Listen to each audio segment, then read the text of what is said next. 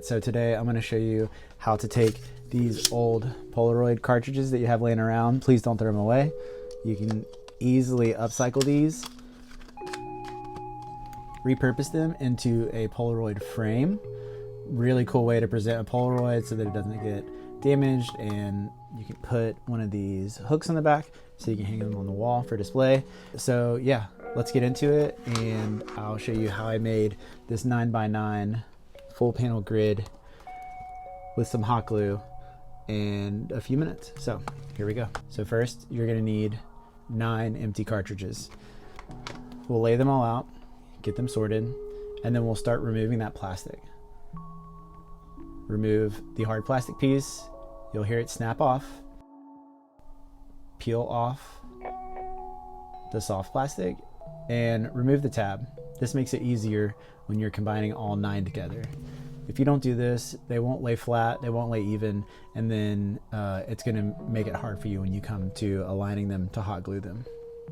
It's gonna be difficult to get all 9 perfectly aligned. So what I do is I do them 3 at a time. So you'll want to use that tape to bind them all together.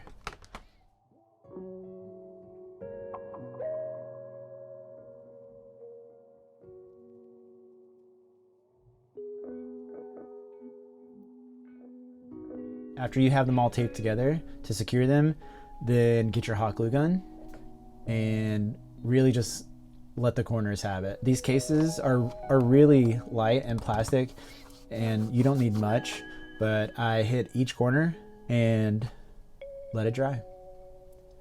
You can pick up one of these picture hanging kits from Home Depot, and it comes with wire and nails and these little hangers. So do your best to line up the hanger so that it sits level on the wall. And then after you've given it some time to dry, probably 20 or 30 minutes, you can come back and remove the tape. When you turn it over, you're gonna notice that depending on how generous you were with the glue, you'll have to clean up some of that glue. And then, yeah, pick your favorite pieces and slide them in.